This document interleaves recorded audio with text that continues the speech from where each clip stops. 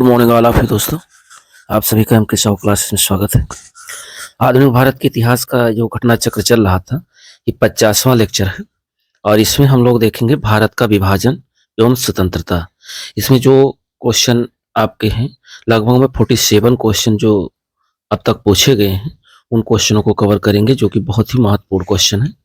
इसके बाद संवैधानिक विकास और विविध, खाली 2 टॉपिक बचा हुआ है आधुनिक भारत के इतिहास का, वो भी बहुत जल्द ही हमारा ये आधुनिक भारत कंप्लीट होने वाला है। तो देर न करते हुए वीडियो को शुरू करते हैं। यदि इस चैनल पे पहली बार है तो चैनल को लाइक, शेयर और सब्सक्राइब जरूर करें। तो इसमें हम लोग देखेंगे भारत का विभाजन एवं स्वतंत्रता। इससे रिलेटेड जो भी फैक्ट्स हैं, पहले उन फैक्ट्स को देख ले रहे हैं, उसके बाद जो भी क्वेश्चन इसमें पूछे गए हैं, सारे क्वेश्चनों को हम लोग कवर करेंगे। तो पहला पॉइंट कह रहा कि भारत की स्वतंत्रता के समय जो क्लेमेंट एटली थे, आर एटली, ये ब्रिटिश के प्रधानमंत्री थे। ये कई बार क्वेश्चन बना हुआ है कि जब भारत स्वतंत्र हुआ या भारत स्वतंत्रता के समय ब्रिटिश के प्रधानमंत्री कौन थे, तो क्लेमेंट एटली थे, ध्यान रखिएगा। और इनका कार्यकाल 1945 से 1951 तक था। इस दौरान ब्रिटेन में लेबर पार्टी की सत्ता थी, यानी ब्रिटेन में जो सत्ता थी वो लेबर पार्टी की थी और लेबर पार्टी की ही ये प्रधानमंत्री थी क्लेमेंट एटली। ब्रिटेन के प्रधानमंत्री इटली ने 20 फरवरी 1947 को हाउस ऑफ कॉमन्स में ये घोषणा की थी कि अंग्रेज जून 1948 के पहले ही उत्तरदायी लोगों को सत्ता हस्तांतरित करने के उपरांत भारत छोड़ देंगे। उन्होंने उन्होंने ही कहा था कि ब्रिटिश सरकार भारत के विभाजन के लिए उत्तरदायी नहीं है, यानी ब्रिटिश सरकार भारत का विभाजन नहीं करेगी।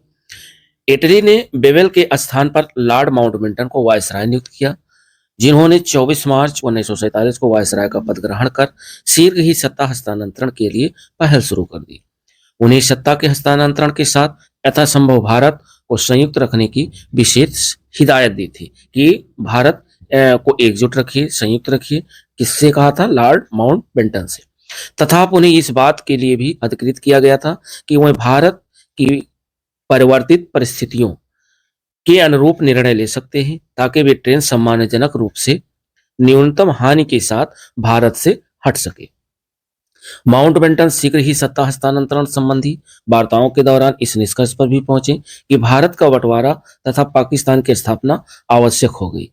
उन्होंने इटली के वक्तव्य के दायरे में भारत का विभाजन की एक योजना तैयार की, जिसे माउंटबेटन योजना के नाम से जाना जाता है।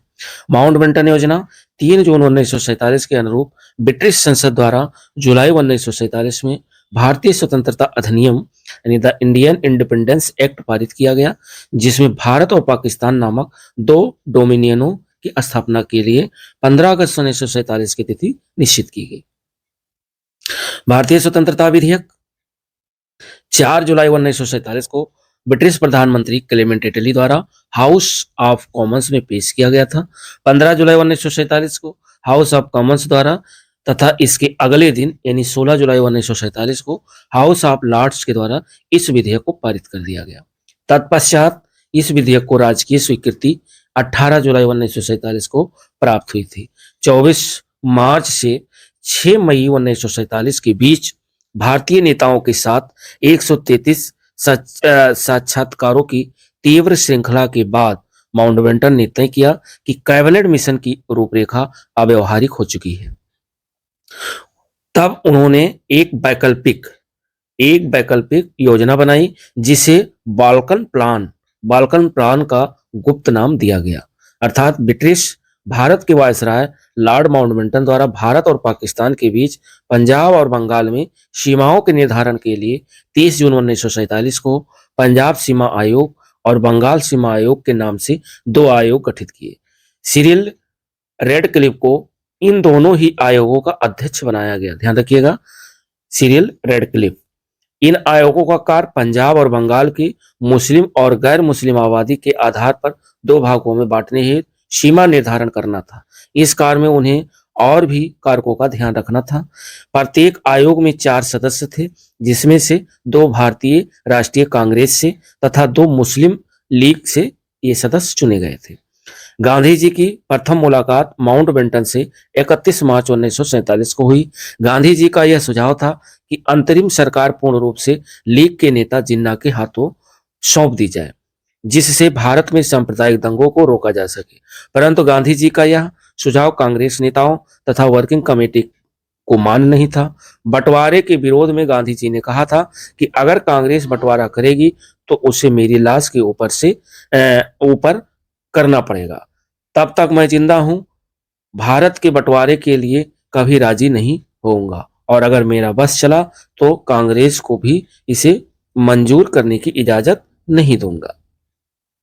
15 जून 1947 को जिस समय कांग्रेस महासमिति ने दिल्ली में भारत के विभाजन का प्रस्ताव स्वीकार किया, उस समय कांग्रेस के अध्यक्ष आचार्य जेबी कृपलानी थे। इस प्रस्ताव को गोविंद वल्लभ पंत ने प्रस्तुत किया था तथा मौलाना अबुल कलाम आजाद ने इसका समर्थन किया। नवंबर 1947 में जेबी कृपलानी ने कांग्रेस की अध्यक्षता से त्यागपत्र दे दिया। कृपलानी के त्यागपत्र के बाद डॉक्टर राजेंद्र प्रसाद कांग्रेस के अध्यक्ष बने। वर्ष 1947 में कांग्रेस के जयपुर अधिवेशन में पट्टाभ सितार मैया कांग्रेस के अगले अध्यक्ष बने। वर्ष 1950 में कांग्रेस के नासिक अधिवेशन में पुरुषोत्तम दास टंडन कांग्रेस के नए अध्यक्ष बने। इसके बाद वर्ष 1951 से 1954 तक कांग्रेस के अध्यक्ष पंडित जवाहरलाल नेहरू रहे और प्रधानमंत्री तथा पार्टी का नेतृत्व एक ही व्यक्ति के द्वारा किए जाने की परंपरा प्रारंभ हुई। 14-15 जून 1947 को संपन्न अखिल भारतीय कांग्रेस कमेटी की बैठक में भारत विभाजन के विपक्ष में खान अब्दुल गफ्फार खां, जिन्हें सीमांत गांधी के नाम से जाना जाता है, ने मतदान किया। डॉक्टर सैफुद्दीन किचलू ने वर्ष 1947 में कांग्रेस कमेटी की बैठक द्वारा विभाजन के प्रस्ताव के पारित होने को राष्ट्रवाद का संप्रदायवाद के पक्ष में समर्पण के रूप में लिया। पंजाब प्रांतीय कांग्रेस कमेटी के अध्यक्ष डॉक्टर किचलू विभाजन के प्रबल विरोधी थे कि भारत का विभाजन न हो, और भारत की स्वतंत्रता के बाद इन्होंने स्वयं को कांग्रेस पार्टी से पृथक कर लिया और भारतीय कम्युनिस्ट पार्टी से जुड़ गए। 14-15 अगस्त 1947 की मध्य रात्रि को अंतरिम संसद के रूप में संविधान सभा ने सत्ता ग्रहण की नियत दिन से, और जब तक दोनों डोमिनियनों की संविधान सभाएं नए संविधान की रचना न कर लें और उनके अधीन नए विधानमंडल गठित न हो जाए, तब तक संविधान सभा को ही अपने डोमिनियन के केंद्रीय विधान मंडल के रूप में कार्य करना था। 14 अगस्त की मध्य रात्रि को भारतीय संघ की संविधान सभा की बैठक हुई। स्वतंत्रता के अवसर पर संविधान सभा के सदस्यों के मध्य जवाहरलाल नेहरू ने प्रभावी भाषण दिया और 15 अगस्त 1947 की मध्य रात्रि यानी केंद्रीय असेंबली में जन गण मन तथा इकबाल का गीत सारे जहां से अच्छा हिंदुस्तान हमारा श्रीमती सुचिता कृपलानी ने गाया था। पहले अवसर पर पंडित जवाहरलाल नेहरू की भारत के प्रधानमंत्री पद पर नियुक्ति तत्कालीन गवर्नर जनरल लॉर्ड माउंटबेटन ने की थी। ये भी ध्यान रखिएगा कि पंडित जवाहरलाल नेहरू की जो नियुक्ति है प्रधानमंत्री के पद पर, ये गवर्नर जनरल लॉर्ड माउंटबेटन ने की थी। स्वतंत्र भारत के प्रथम गवर्नर जनरल लॉर्ड माउंटबेटन 1947-48 और प्रथम भारतीय गवर्नर जनरल चक्रवर्ती राजगोपालाचारी, जो कि 1948 से 1950 तक थे।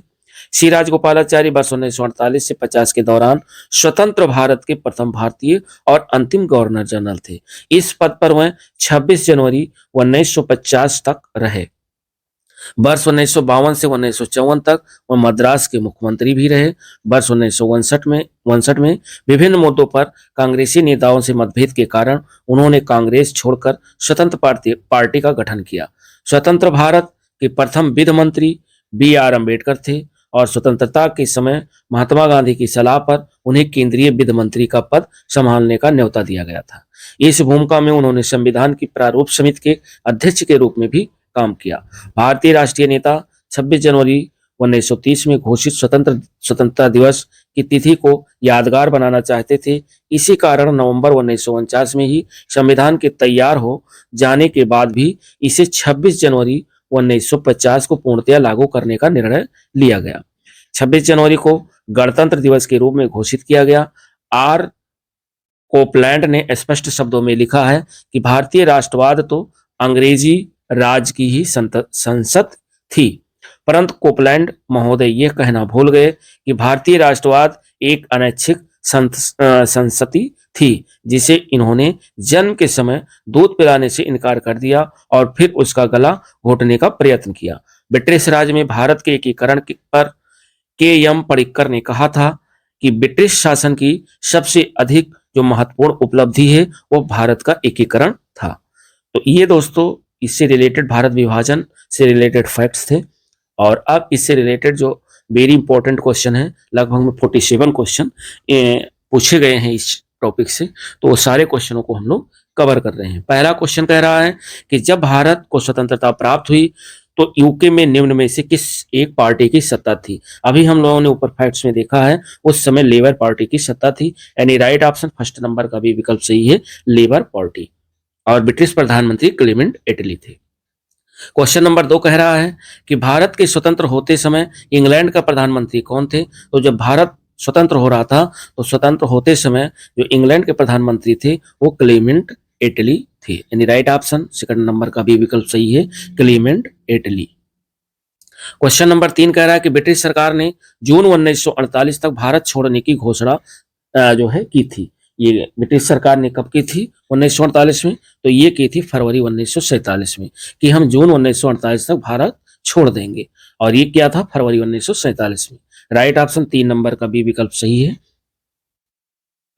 4 नंबर क्वेश्चन कह रहा है कि लॉर्ड माउंटबेटन वायसराय के रूप में भारत आए थे। तो वायसराय के रूप में भारत जो है ये यथासंभव भारत को संयुक्त रखने की विशेष हिदायत के साथ भारत आए थे, यानी राइट ऑप्शन 4 नंबर का भी विकल्प सही है। 20 फरवरी 1947 को इटली ने हाउस ऑफ कॉमन्स के समक्ष बयान दिया कि जून 1948 तक उनका भारतीयों को सत्ता हस्तांतरित करने का इरादा है, परंतु साथ ही ये भी कहा कि यदि तब तक एक संविधान का निर्णय न किया गया तो अंग्रेजों को अधिकार होगा कि वह जिसे चाहें उसे शक्ति सौंप दे। मार्च 1947 में लॉर्ड माउंटबेटन को वायसराय पद की शपथ दिलाई गई। उनका कार्य भारत से ब्रिटिश शक्ति को समेटना था। उन्हें सत्ता के हस्तांतरण के साथ यथासंभव भारत को संयुक्त रखने की विशेष हिदायत दी गई थी, तथा उन्हें इस बात के लिए भी अधिकृत किया गया था कि वह भारत की परिवर्तित परिस्थितियों के अनुरूप निर्णय ले सकते हैं। क्वेश्चन नंबर 5 कह रहा है कि कौन सी योजना भारतीय स्वतंत्रता का आधार बनी थी? तो लॉर्ड माउंटबेटन योजना जो है भारतीय स्वतंत्रता का आधार बनी थी, यानी राइट ऑप्शन 5 नंबर का सी विकल्प सही है, माउंटबेटन योजना। माउंटबेटन ने 15 अगस्त 1947 को भारतीयों को सत्ता सौंपने का दिन निर्धारित किया। लगभग 2 माह चली वार्ताओं के बाद माउंटबेटन इस निष्कर्ष पर पहुंचे कि विभाजन ही एकमात्र विकल्प है, अतः उन्होंने इटली के वक्तव्य के दायरे में भारत विभाजन की एक योजना तैयार की, जिसे माउंटबेटन योजना के नाम से जाना जाता है। क्वेश्चन नंबर 6 कह रहा है माउंटबेटन जो योजना थी वो आधार बनी थी। तो आधार बनी थी सत्ता के हस्तांतरण की और आधार बनी थी देश के विभाजन की, यानी यहाँ 2 ऑप्शन राइट हैं, तो आप बी और सी दोनों लिख सकते हैं, लेकिन चूंकि एग्जाम में एक लिखना है तो एग्जाम में सबसे परफेक्ट आपका सी विकल्प होगा, देश के विभाजन की। क्वेश्चन नंबर 7 कह रहा है कि भारतीय स्वतंत्रता अधिनियम यानी the Indian independence act British संसद द्वारा पारित किया गया था। तो यह कब पारित किया गया था? जुलाई 1947 को, यानी राइट ऑप्शन 7 नंबर का भी विकल्प सही है, जुलाई 1947 को। माउंटबेटन योजना 3 जून 1947 के अनुरूप ब्रिटिश संसद द्वारा जुलाई 1947 में भारतीय स्वतंत्रता अधिनियम द इंडियन इंडिपेंडेंस एक्ट पारित किया गया, जिसमें भारत और पाकिस्तान नामक 2 डोमिनियन की स्थापना के लिए 15 अगस्त 1947 की तिथि निश्चित की गई थी। ये अधिनियम 18 जुलाई 1947 को प्रभावी हुआ। क्वेश्चन नंबर 8 कह रहा है कि भारतीय स्वतंत्रता अधिनियम 1947 प्रभावी हुआ था। ये कब प्रभावी हुआ? ये 18 जुलाई 1947 को प्रभावी हुआ, अर्थात राइट ऑप्शन 8 नंबर का सी विकल्प सही है, 18 जुलाई 1947। 9 नंबर क्वेश्चन कह रहा है कि भारतीयों को वर्ष 1947 में सार्वभौम सत्ता सौंपने की योजना निम्न में से किस नाम से जानी गई? तो भारतीयों को वर्ष 1947 में सार्वभौम सत्ता सौंपने की जो योजना है वो जानी गई माउंटबेटन योजना के नाम से, यानी राइट ऑप्शन 9 नंबर का सी विकल्प सही है, माउंटबेटन योजना। क्वेश्चन नंबर 10 कह रहा है कि भारत के विभाजन से संबंधित माउंटबेटन योजना की सरकारी तौर पर घोषणा कब हुई थी? तो ये घोषणा हुई थी 3 जून 1947 को, यानी राइट ऑप्शन 10 नंबर का डी विकल्प सही है, 3 जून 1947। 11 नंबर क्वेश्चन कथन और कारण पर आधारित है। तो 11 नंबर क्वेश्चन जो कि बहुत ही इंपॉर्टेंट क्वेश्चन है, ऐसे क्वेश्चन आपके पीसीएस और स्टेट पीसीएस और आरओ में क्वेश्चन पूछे जा रहे हैं। कथन ये कह रहा है कि अंग्रेजों ने भारत को 1947 में स्वतंत्रता प्रदान कर दी, तो ये एकदम राइट है। और कारण आर कह रहा है कि अंग्रेज द्वितीय विश्व युद्ध में निर्बल हो चुके थे, तो ये भी सही है। अर्थात कथन और कारण दोनों सही हैं और कारण जो है कथन की सही व्याख्या भी कर रहा है। तो राइट ऑप्शन 11 नंबर का ए विकल्प सही है। 12 नंबर क्वेश्चन भी कथन और कारण पर आधारित है। तो 12 नंबर क्वेश्चन देखते हैं। कह रहा नीचे दो वक्तव्य दिए गए हैं, जिनमें से पहले को कथन ये और दूसरे को कारण आर कहा गया है। कथन ये कह रहा है कि स्वतंत्र भारत में ब्रिटेन की प्रभुसत्ता बनी रही, तो ये तो गलत है। नहीं, स्वतंत्र भारत में ब्रिटेन की प्रभुसत्ता नहीं बनी रही, क्योंकि भारत स्वतंत्र हो चुका था। और कारण आर कह रहा है कि स्वतंत्र भारत के गवर्नर जनरल की नियुक्ति ब्रिटेन के प्रभुसत्ता संपन्न शासक ने की थी, तो ये सही है। अर्थात ये गलत है और आर सही है। कथन जो है गलत है और कारण जो है सही है। तो राइट ऑप्शन डी विकल्प होगा, ए गलत है परंतु आर सही है। राइट ऑप्शन 12 नंबर का डी विकल्प सही है। और आगे हम लोग देखते हैं क्वेश्चन नंबर 13। क्वेश्चन नंबर 13 कह रहा है कि भारतीय स्वाधीनता विधेयक को राज्य की स्वीकृति प्राप्त हुई थी। तो भारतीय स्वाधीनता विधेयक को राज्य की जो स्वीकृति प्राप्त हुई, ये कब प्राप्त हुई? तो 18 जुलाई 1947 को प्राप्त हुई थी। राइट ऑप्शन 13 नंबर का ए विकल्प सही है, 18 जुलाई 1947 को।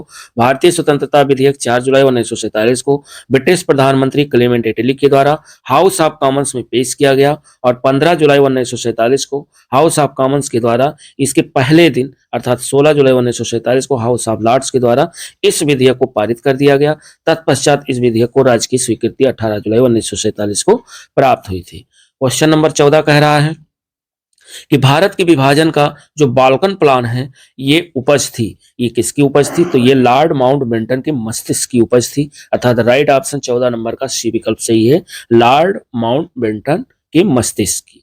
अर्थात 24 मार्च से 6 मई 1947 के बीच भारतीय नेताओं के साथ 133 साक्षात्कारों की तीव्र श्रृंखला के बाद माउंटबेटन ने तय किया कि कैबिनेट मिशन की रूपरेखा अव्यवहारिक हो चुकी है। तब उन्होंने एक वैकल्पिक योजना बनाई, जिसे बाल्कन प्लान का गुप्त नाम दिया गया। और क्वेश्चन नंबर जो 15 है वो ये कह रहा है कि 1947 में भारतीय राष्ट्रीय कांग्रेस देश के विभाजन के लिए मुख्य रूप से इसलिए सहमत हुई क्योंकि वह बड़े पैमाने पर संभावित सांप्रदायिक दंगों को बचाना चाहते थे। अर्थात राइट ऑप्शन 15 नंबर का सी विकल्प सही है कि बड़े पैमाने पर सांप्रदायिक दंगे ना हो। लॉर्ड माउंटबेटन जो वर्ष 1947 में लॉर्ड वेबल के स्थान पर वायसराय नियुक्त हुए, उन्होंने 3 जून 1947 की घोषणा में भारत को बंटवारे की बात की। कांग्रेस देश के विभाजन पर इसलिए सहमत हुई कि वो बड़े पैमाने पर संभावित सांप्रदायिक दंगों को बचाना चाहती थी। जैसा कि सरदार वल्लभ भाई पटेल ने कहा कि मैंने ये अनुभव किया है कि हम भारत का विभाजन नहीं स्वीकार करते तो भारत छोटे छोटे टुकड़ों में बढ़ जाएगा और पूर्णतया नष्ट हो जाएगा। हमें एक नहीं कई पाकिस्तान मिलते हैं, हमारे तो प्रत्येक कार्यालय में ही पाकिस्तान कोष्ठ बना होता है। क्वेश्चन नंबर 16 कह रहा है, ये भी कथन और कारण पर आधारित है। कथन ये कह रहा है कि भारतीय राष्ट्रीय कांग्रेस ने माउंटबेटन योजना स्वीकार किया था, तो ये सही है, भारतीय राष्ट्रीय कांग्रेस ने माउंटबेटन योजना को स्वीकार किया। कारण आर कह रहा है कि वह द्विराष्ट्र सिद्धांत को मानती थी। नहीं, वह द्विराष्ट्र सिद्धांत को नहीं मानती थी। अर्थात कथन सही है और कारण गलत है। तो राइट ऑप्शन सी विकल्प सही होगा, ए सही है परंतु आर गलत है।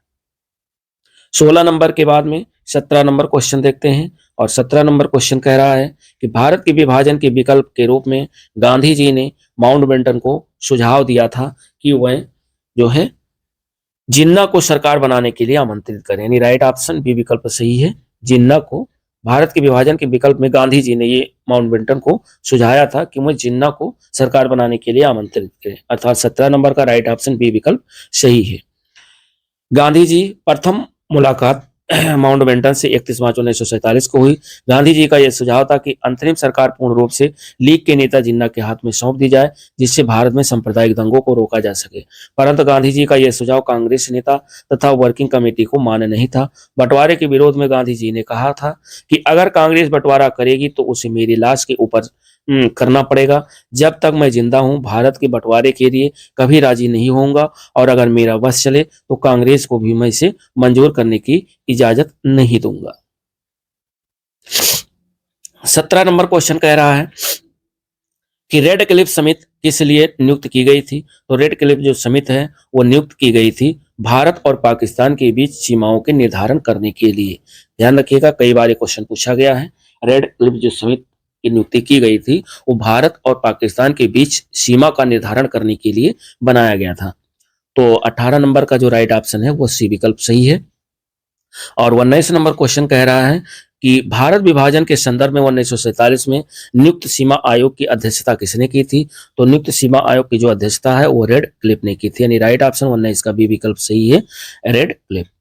रेड क्लिफ रेखा ये 17 अगस्त 1947 को भारत विभाजन के बाद भारत और पाकिस्तान के बीच सीमा बन गई। सर सिरिल रेडक्लिफ की अध्यक्षता में सीमा आयोग द्वारा रेखा का निर्धारण किया गया, जो 88 मिलियन लोगों के बीच 4,50,000 किलोमीटर क्षेत्र को न्यायोचित रूप से विभाजित करने के लिए अधिकृत थे। क्वेश्चन नंबर 20 कह रहा है कि भारत के विभाजन को टालने का अंतिम अवसर समाप्त हो गया था।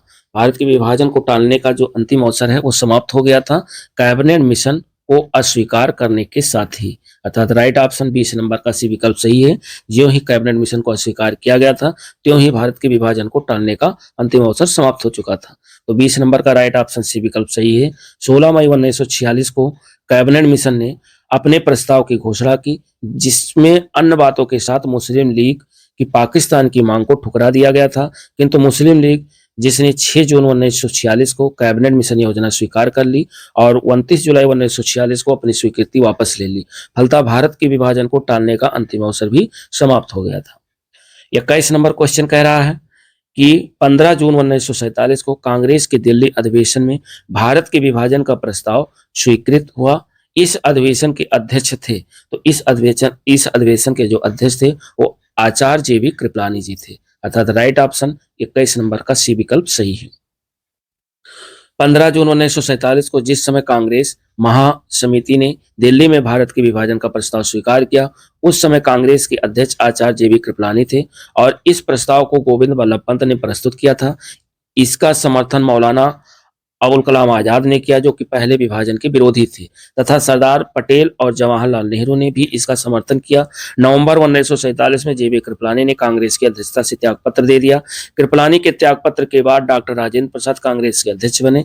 वर्ष 1948 में कांग्रेस के जयपुर अधिवेशन में पट्टाभ सितार मैया कांग्रेस के अगले अध्यक्ष बने और वर्ष 1950 में कांग्रेस के नासिक अधिवेशन में पुरुषोत्तम दास टंडन जो है ये कांग्रेस के नए अध्यक्ष बने। इसके बाद वर्ष 1951 से 1954 तक कांग्रेस के अध्यक्ष पंडित जवाहरलाल नेहरू रहे और प्रधानमंत्री तथा पार्टी का नेतृत्व एक ही व्यक्ति के द्वारा किए जाने की परंपरा प्रारंभ हुई।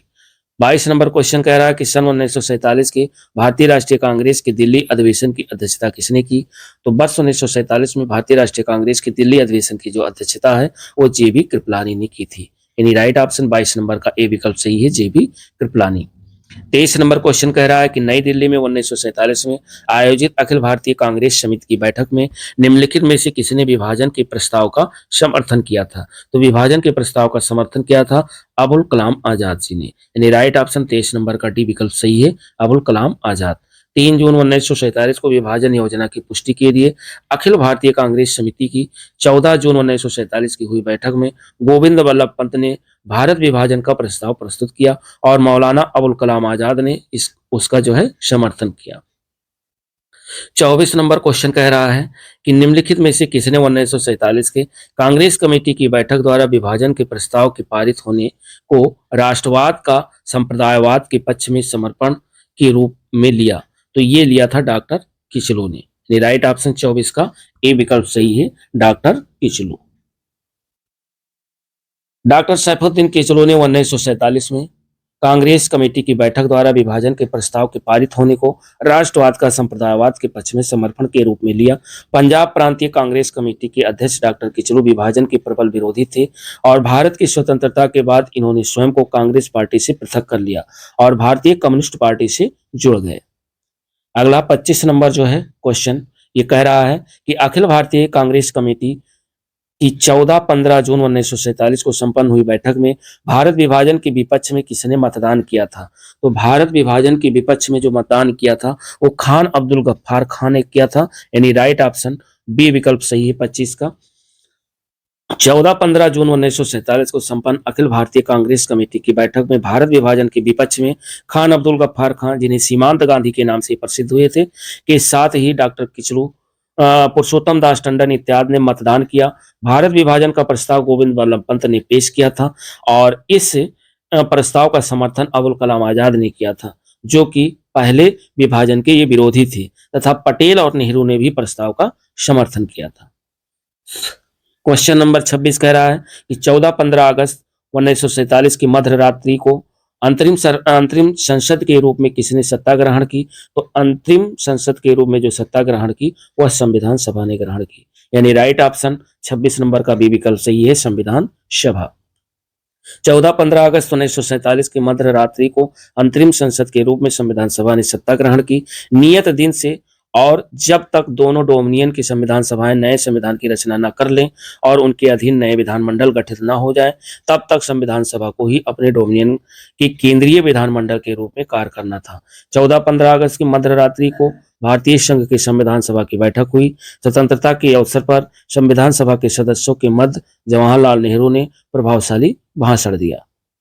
क्वेश्चन नंबर 27 कह रहा है कि 14-15 अगस्त 1947 की मध्य रात्रि केंद्रीय असेंबली में इकबाल का गीत हिंदुस्तान हमारा तथा जन गण मन किसने गाया था? तो ये गाया था सुचेता कृपलानी ने, यानी राइट ऑप्शन 27 का सी विकल्प सही है, सुचेता कृपलानी। 14-15 अगस्त 1947 की मध्य रात्रि केंद्रीय असेंबली में जन गण मन तथा इकबाल का जो गीत है सारे जहां से अच्छा हिंदुस्तान हमारा, श्रीमती सुचेता कृपलानी ने गाया था। क्वेश्चन नंबर 27 के बाद क्वेश्चन नंबर 28 देखते हैं। क्वेश्चन नंबर 28 कह रहा है कि पहले अवसर पर भारत के प्रधानमंत्री की नियुक्ति की थी। तो पहले अवसर पर भारत के प्रधानमंत्री की जो नियुक्ति है वह गवर्नर जनरल ने की थी, यानी राइट ऑप्शन 28 का ए विकल्प सही है, गवर्नर जनरल। पहले अवसर पर पंडित जवाहरलाल नेहरू की भारत के प्रधानमंत्री पद पर नियुक्ति तत्कालीन जो गवर्नर जनरल उस समय थे लॉर्ड माउंटबेटन ने की थी। तो राइट ऑप्शन 28 का ए विकल्प सही है। 29 नंबर क्वेश्चन कह रहा है कि स्वतंत्र भारत के प्रथम गवर्नर जनरल कौन थे? वेरी वेरी इंपॉर्टेंट क्वेश्चन है। तो स्वतंत्र भारत के प्रथम जो गवर्नर जनरल हैं वह लॉर्ड माउंटबेटन थे। तो स्वतंत्र भारत के प्रथम गवर्नर जनरल थे लॉर्ड माउंटबेटन। स्वतंत्र भारत के प्रथम गवर्नर जनरल लॉर्ड माउंटबेटन 1947-48। और प्रथम भारतीय गवर्नर जनरल की अगर बात करें तो चक्रवर्ती राजगोपालाचारी, अर्थात ये 1948 से 1950 तक थे। क्वेश्चन नंबर 30 कह रहा है कि निम्नलिखित में से कौन स्वतंत्र भारत का प्रथम गवर्नर जनरल था? तो स्वतंत्र भारत के प्रथम गवर्नर जनरल जो बने थे वो लॉर्ड माउंटबेटन थे, यानी राइट ऑप्शन 30 नंबर का ए विकल्प सही है। स्वतंत्र भारत का प्रथम governor general Lord Mountbatten. Question number 31 कह रहा है कि स्वतंत्र भारत का अंतिम गवर्नर जनरल कौन था? Very very important question. तो स्वतंत्र भारत का अंतिम गवर्नर जनरल जो थे वो सी राजगोपालाचारी थे, अर्थात राइट ऑप्शन 31 का ए विकल्प सही है। स्वतंत्र भारत का अंतिम गवर्नर जनरल सी राजगोपालाचारी थे। देखिए कितनी बार क्वेश्चन पूछा गया, एमपीपीसीएस उत्तराखंड, बीपीएससी और पुनः एमपीपीसीएस में रिपीट किया गया क्वेश्चन है। सी राजगोपालाचारी वर्ष 1948-50 के दौरान स्वतंत्र भारत के प्रथम भारतीय और अंतिम गवर्नर जनरल थे। इसके बाद कोई भी गवर्नर जनरल नहीं बना। इस पद पर वह 26 जनवरी 1950 तक रहे। वर्ष 1952 से 1954 तक वह मद्रास के मुख्यमंत्री भी रहे। वर्ष 1959 में विभिन्न मुद्दों पर कांग्रेसी नेताओं से मतभेद के कारण इन्होंने कांग्रेस छोड़कर स्वतंत्र पार्टी का गठन जो है किया था। क्वेश्चन नंबर 32 कह रहा है कि स्वतंत्र भारत के पहले भारतीय गवर्नर जनरल थे। तो स्वतंत्र भारत के पहले भारतीय गवर्नर जनरल जो है सी राजगोपालाचारी थे, यानी राइट ऑप्शन 32 नंबर का ए विकल्प सही है, सी राजगोपालाचारी। 32 नंबर के बाद 33 नंबर क्वेश्चन कह रहा है कि भारत के प्रथम एवं अंतिम भारतीय गवर्नर जनरल कौन थे? तो स्वतंत्र भारत के प्रथम और अंतिम भारतीय गवर्नर जनरल थे सी राजगोपालाचारी, अर्थात इसके बाद कोई भी गवर्नर जनरल भारत में नहीं बना। तो 33 नंबर का जो राइट ऑप्शन है वह सी विकल्प है। 34 नंबर क्वेश्चन कह रहा है कि भारत का अंतिम वायसराय कौन था? तो भारत के अंतिम जो वायसराय थे वो लॉर्ड माउंटबेटन थे। 34 नंबर का राइट ऑप्शन बी विकल्प सही, लॉर्ड माउंटबेटन। भारत के अंतिम ब्रिटिश वायसराय लॉर्ड माउंटबेटन थे। इन्होंने 24 मार्च 1947 को कार्यभार संभाला और 3 जून 1947 को भारत विभाजन की योजना प्रस्तुत की थी। 35 नंबर क्वेश्चन कह रहा कि स्वतंत्र भारत के प्रथम विधि मंत्री कौन थे? तो स्वतंत्र भारत के प्रथम जो विधि मंत्री थे वो थे डॉक्टर भीमराव अंबेडकर जी। यानी राइट ऑप्शन 35 का बी विकल्प सही है, बी आर अंबेडकर। स्वतंत्र भारत के प्रथम वित्त मंत्री बी आर अंबेडकर थे। स्वतंत्र भारत के समय महात्मा गांधी की सलाह पर उन्हें केंद्रीय वित्त मंत्री का पद संभालने का न्योता दिया गया था। इस भूमिका में उन्होंने संविधान की प्रारूप समिति के अध्यक्ष के रूप में भी काम किया। 36 नंबर क्वेश्चन कह रहा है कि बिल्कुल प्रारंभ से भारत के राष्ट्रपति के पद पर आसीन व्यक्तियों का निम्नलिखित में से कौन सा एक सही क्रम है? तो सबसे पहले राष्ट्रपति डॉक्टर राजेंद्र प्रसाद को बनाया गया, उसके बाद एस राधाकृष्णन को बनाया गया, उसके बाद डॉक्टर जाकिर हुसैन को, फिर बीबी गिरी को बनाया गया। यानी राइट ऑप्शन 36 का डी विकल्प सही है, डॉक्टर राजेंद्र प्रसाद, एस राधाकृष्णन, जाकिर हुसैन, बीबी गिरी। 37 नंबर क्वेश्चन कह रहा है कि लॉर्ड माउंटबेटन की अध्यक्षता में बनी विभाजन परिषद में भारतीय राष्ट्रीय कांग्रेस का जो प्रतिनिधित्व किया था वह किसने किया था? तो वह किया था जवाहरलाल नेहरू ने, और किया था जो है सरदार वल्लभ भाई पटेल ने। अर्थात इस कोट का सही आंसर आपका होगा 2 और 3, यानी राइट ऑप्शन बी विकल्प होगा, जवाहरलाल नेहरू और सरदार वल्लभ भाई पटेल। लॉर्ड माउंटबेटन की अध्यक्षता में बनी विभाजन परिषद में भारतीय राष्ट्रीय कांग्रेस और जवाहरलाल नेहरू तथा सरदार पटेल सम्मिलित हुए थे। इनके परिणामस्वरूप लॉर्ड माउंटबेटन ने 3 जून को अपनी योजना प्रस्तुत की थी। क्वेश्चन नंबर 38 कह रहा है कि माउंटबेटन योजना जून 1947 ने निम्नलिखित में से किस या किन प्रांतों में लोक निर्णयार्थ संस्तुति की थी? तो ये की गई थी सिंध में भी, बलूचिस्तान में भी और उत्तर पश्चिम सीमा प्रांत में भी, अर्थात उपयुक्त राइट ऑप्शन उपयुक्त में सभी। तो 38 नंबर का जो राइट ऑप्शन है वो डी विकल्प सही है। माउंट लिखा हुआ है कि माउंटबेटन योजना 3 जून 1947 के अनुसार पंजाब और बंगाल के प्रांतीय सीमाओं की बैठक 2 भागों में होनी थी, एक मुस्लिम जो है बहुसंख्यक भाग और दूसरा शेष प्रांत के प्रतिनिधियों का। तो प्रांतीय सभाओं के ये दोनों भाग पृथक पृथक बैठकें करके ये निश्चित करेंगे कि प्रांतों का बंटवारा हो कि नहीं। यदि किसी एक भाग का साधारण बहुमत बंटवारे के पक्ष में मत देता है तो बंटवारे का जो प्रबंध है वो किया जाएगा। उत्तर पश्चिमी सीमा प्रांत में जनमत संग्रह का प्रावधान था और सिंध, बलूचिस्तान तथा असम के मुस्लिम बहुसंख्यक जिले से जो है सिलहट में भी जनमत संग्रह का प्रावधान किया गया था। क्वेश्चन नंबर 39 कह रहा है कि भारत के विभाजन के समय भारतीय राष्ट्रीय कांग्रेस के अध्यक्ष कौन थे? तो भारत के विभाजन के समय भारतीय राष्ट्रीय कांग्रेस के जो अध्यक्ष थे वो जेबी कृपलानी जी थे, अर्थात राइट ऑप्शन 39 का बी विकल्प सही है, जेबी कृपलानी। भारत के विभाजन के समय जेबी कृपलानी भारतीय राष्ट्रीय कांग्रेस के अध्यक्ष थे। 23 नवंबर 1946 को मेरठ अधिवेशन में अध्यक्ष बने और नवंबर 1947 तक अध्यक्ष रहे। इनके इस्तीफा देने के उपरांत डॉक्टर राजेंद्र प्रसाद अध्यक्ष बनाए गए थे। 40 नंबर क्वेश्चन कह रहा है कि 15 अगस्त 1947 को निम्नलिखित में से कौन भारतीय राष्ट्रीय कांग्रेस का अध्यक्ष था? तो 15 अगस्त 1947 को भारतीय राष्ट्रीय कांग्रेस के जो अध्यक्ष थे वो जेबी कृपलानी जी थे, अर्थात स्वतंत्रता के समय जो भारतीय राष्ट्रीय कांग्रेस के अध्यक्ष थे तो वो जेबी कृपलानी जी थे। 40 नंबर का राइट ऑप्शन सी विकल्प सही है। 41 नंबर क्वेश्चन कह रहा है कि भारतीय राष्ट्रीय कांग्रेस के 1946 में मेरठ में आयोजित जो है अधिवेशन की अध्यक्षता किसने की? तो भारतीय राष्ट्रीय कांग्रेस के 1946 में मेरठ में आयोजित अधिवेशन की जो अध्यक्षता है वो जेबी कृपलानी जी के द्वारा की गई थी। राइट ऑप्शन 41 का ए विकल्प सही है, जेबी कृपलानी।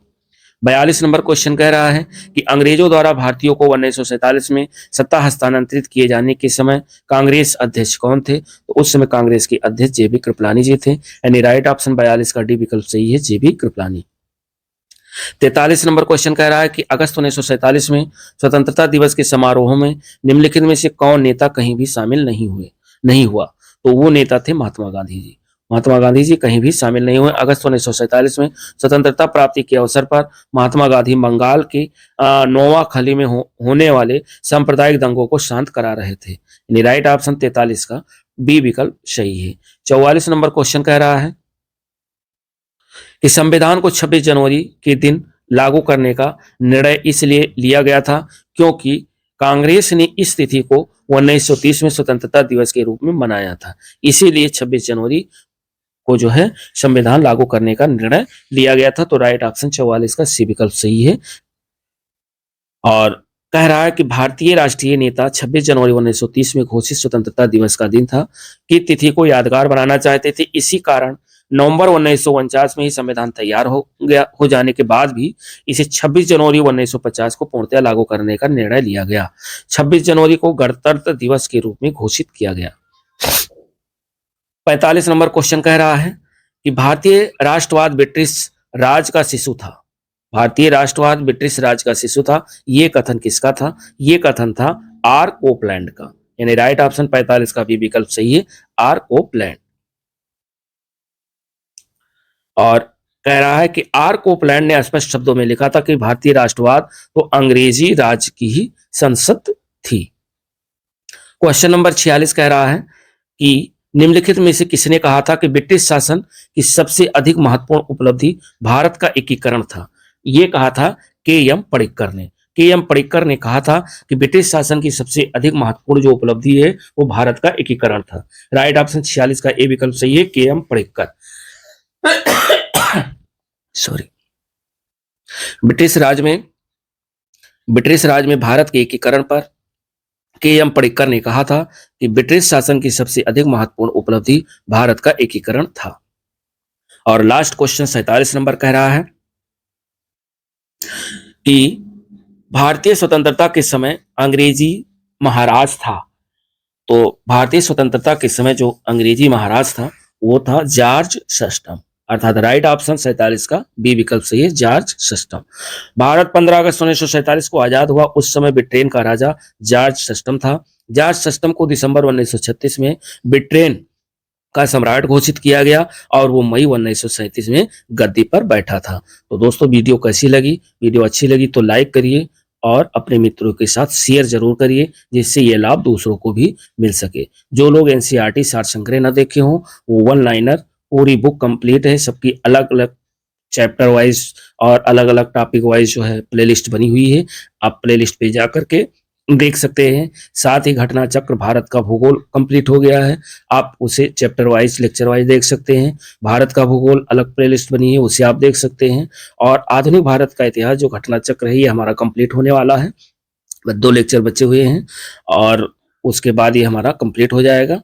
तो इनमें भी जो पिछली वीडियो ना देखे हो वो प्लेलिस्ट पर जा करके देख सकते हैं। और जो लोग इसका पीडीएफ लेना चाह रहे हैं वो टेलीग्राम चैनल ज्वाइन कर लें, MK Sahu classes telegram channel को ज्वाइन कर सकते हैं। वहां पर सारी पीडीएफ आपको इकट्ठे मिल जाएगी। तो दोस्तों मिलते हैं नेक्स्ट वीडियो के साथ, तब तक के लिए नमस्कार।